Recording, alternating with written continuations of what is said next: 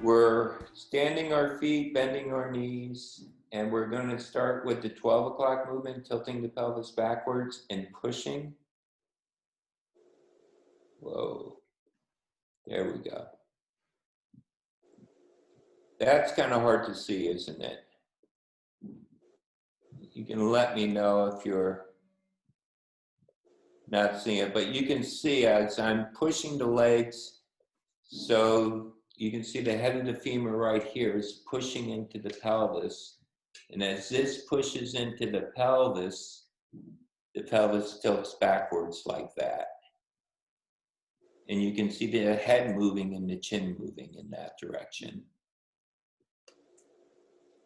So that's the idea of pushing with the foot to tilt the pelvis back. Now, the other way we did this is we thought about bringing the knees toward the toes or the heels a little toward the hips to pull the pelvis forward like this.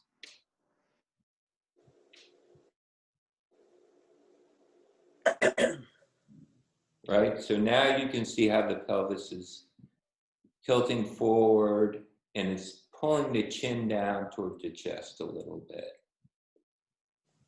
The legs pulling the pelvis down like that. So during the lesson, we were pushing the pelvis a little up and feeling the pelvis being pulled a little downward by pushing with the leg and then pulling a little bit with the leg. Is everybody seeing that okay? Yeah. Okay. So the other way we did the lesson was the hips were like the middleman between the feet and the pelvis. So when we thought about the core, moving from here, we got rid of the middleman, and you can see if I just move the pelvis directly this way, the movement's going through much easier and more is happening.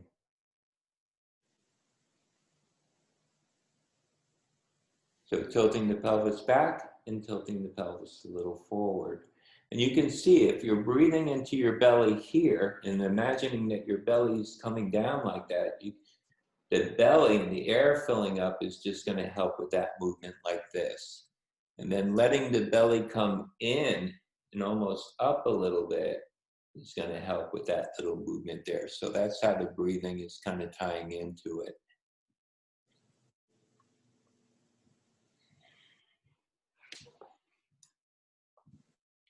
Now, we also played with initiating from the shoulder blades. And we'll see if we can get anything happening here. Let's get his hands out of the way.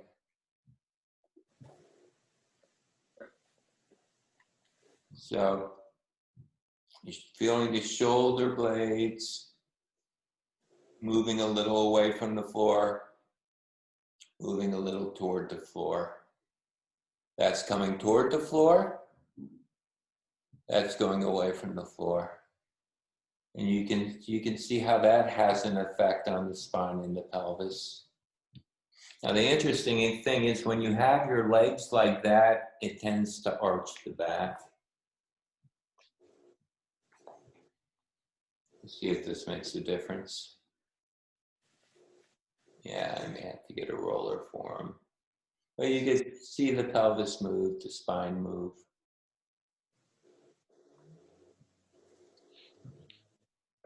And then finally with the head, the movement of the head, you can see when the chin tucks, the spine arches a little, the pelvis comes a little forward. And then when the head tilts a little upward, you can feel spine lengthens, the pelvis tilts a little backwards. So you can see how this movement of the head is going down through the pelvis, through the feet.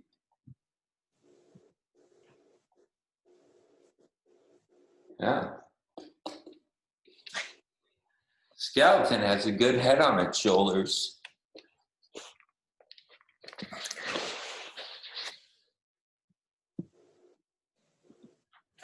Does anybody want to see anything else that we did in the lesson, or does that kind of make sense? Yeah, we're good? Tom, I have a question. Mm-hmm. When I do cat-cow, my head goes down when I'm arching my back like the cat. And that's Mm-hmm. the opposite of what I was seeing on the skeleton just now.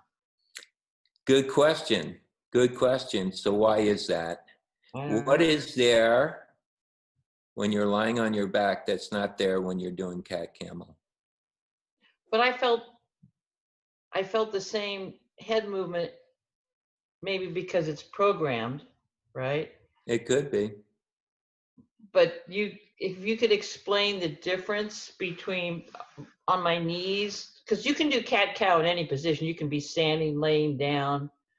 You can, but there's one important thing that occurs when you're lying on your back doing cat and cow that's not there when you're doing it on hands and knees, and it affects your head movement really big.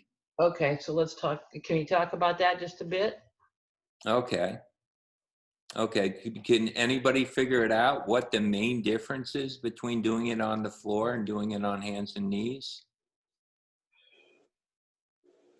The support of the floor. Right, the floor. When you're on your hands and knees, you don't have a floor, right? Yeah. So, and it's interesting because if we don't have a floor behind us, and if we do the tilting, you'll feel your head lift, right? But when you look at the skeleton, when I tilt forward like this, and if I'm standing or sitting or doing cat camel, if I do that, my head lifts. But yet when I do this, the head tucks. And that's because the floor on the back of the head. Okay. Because the floor is supporting your head, your head is going to move differently because your head can't go backwards on the floor. Or it can't go backwards as much.